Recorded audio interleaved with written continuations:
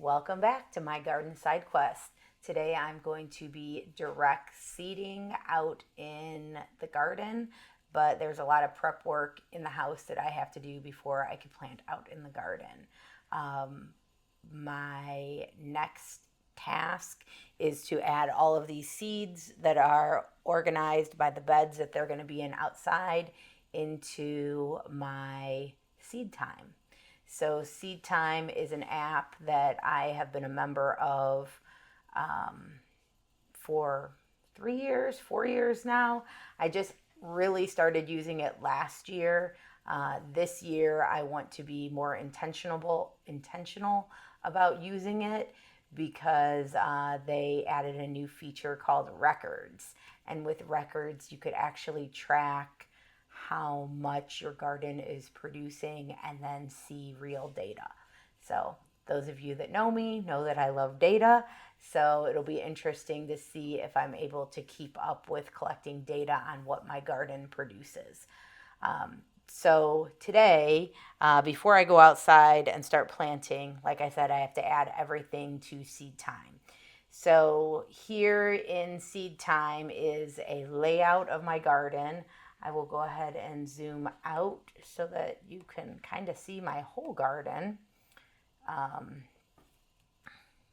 can't go out any further. Let me get rid of these crops.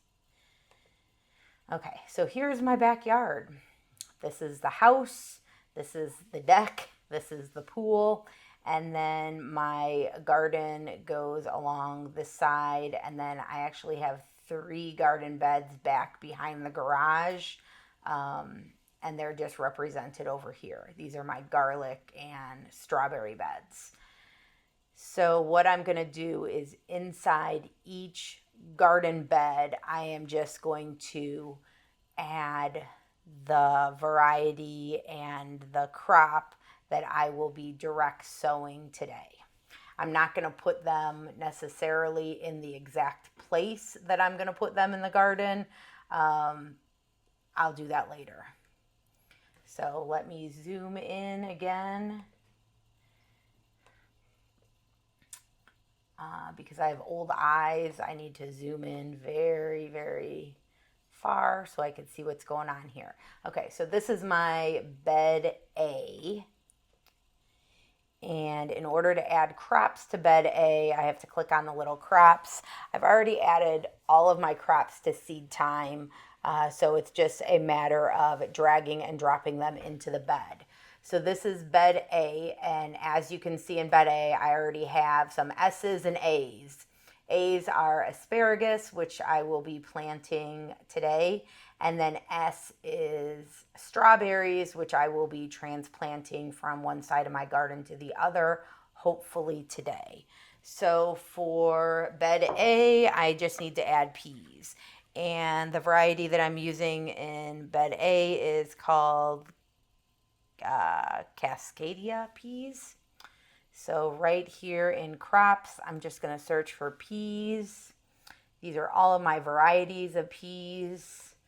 And I am going to scroll down to this one, and I'm just going to drag it. One of the neat features about Seedtime is once you have it in there, you could grab it and pull it and make it populate more of the same. So this whole bed is going to have this same variety of seeds in it, same variety of peas in it. So I'm just going to drag it across the back. The back side of my bed here is where the trellis is. So I want the peas to be able to trellis. Let's see. I'm a bit of a perfectionist, so I'm trying to center this, but it doesn't want to let me. All right, that's okay. So there's bed A. Bed A is done. So now I'm going to move on to bed B. So I'm just going to grab it, move over to bed B. Bed B, I originally had some cucumbers in here. I'm just going to leave the cucumbers in here. They haven't been planted yet. This is just me working in Seedtime to kind of plan out where I want my different crops. So here in bed B, I'm going to go back into crops, and I'm going to search for peas again.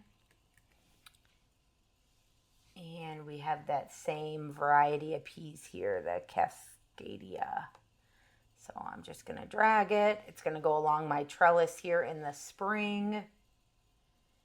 And then cucumbers will take over or commingle with them for a period of time.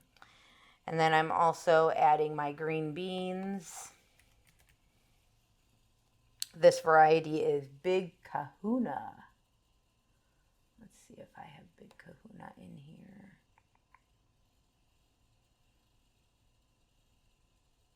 Ah, there it is. Of course, it's the last one. Okay, my Big Kahuna green beans. I always put my green beans on the opposite side of the bed of my peas. So my peas grow up along the trellis, and then my green beans grow up along the bigger walkway. So there's my green beans. And I know I already explained this in another video, but last year I planted the peas and the green beans direct sow at the same time in the garden. And I became very frustrated because I'm like, why aren't these green beans ever germinating? What is the problem? Well, the problem is that they're a summer crop, not a spring crop. But by time summertime arrived, the green beans just germinated on their own. So rather than have to go through this whole process of soaking green beans on their own and then inoculating green beans on their own, I have decided this year that I'm just going to do it together with the peas like I did last year, and it turned out fine. So, all right, so bed B, I added my peas and green beans from my red solo cup. Now I have to add everything else. So I'm going to put a row of carrots in here. And again, I'm not looking for exact perfection, just what carrots are going to be in here. So the variety that I'm using here is called Envy.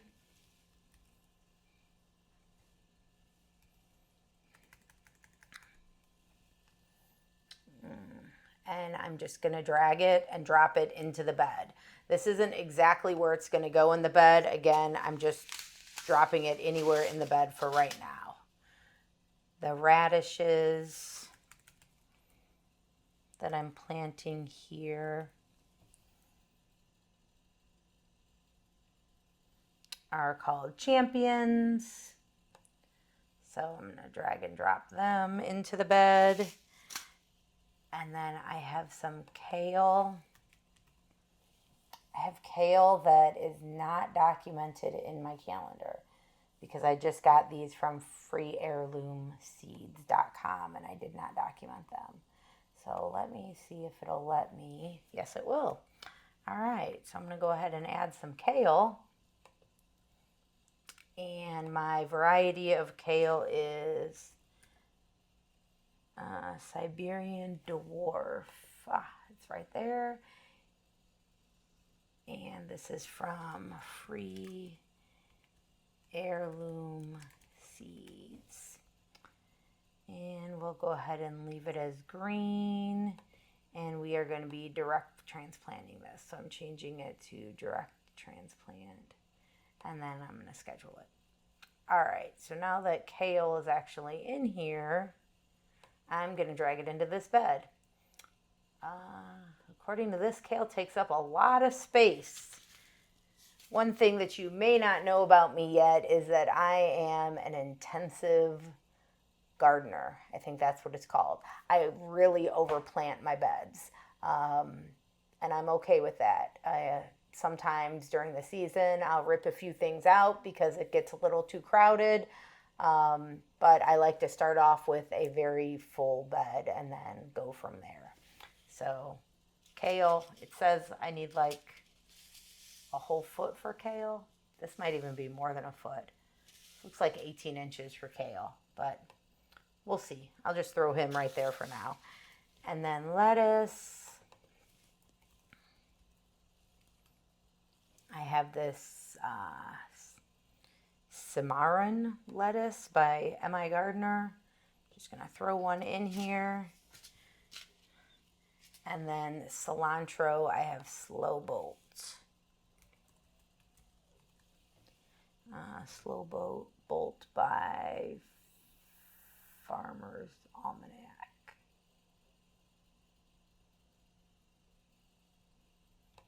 All right. So cilantro is weird because it doesn't end up looking like a bunch of little seeds. It's like this weird block. Cilantro, I know for certain that, it's not playing nice. Okay. Cilantro, I know for certain, I think it's because my bed is locked. Yes, there we go. Unlock it. All right. Cilantro, I like to put on the edge. Kale, I'll probably put on the edge too, over on this other edge.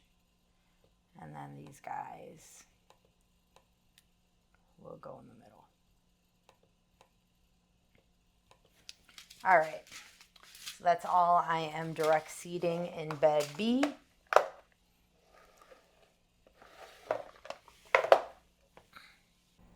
All right. And again, the exact planting locations haven't been determined yet. I'll determine that while I'm outside today in the garden. So thank you for joining me as I virtually planted my direct sow seeds.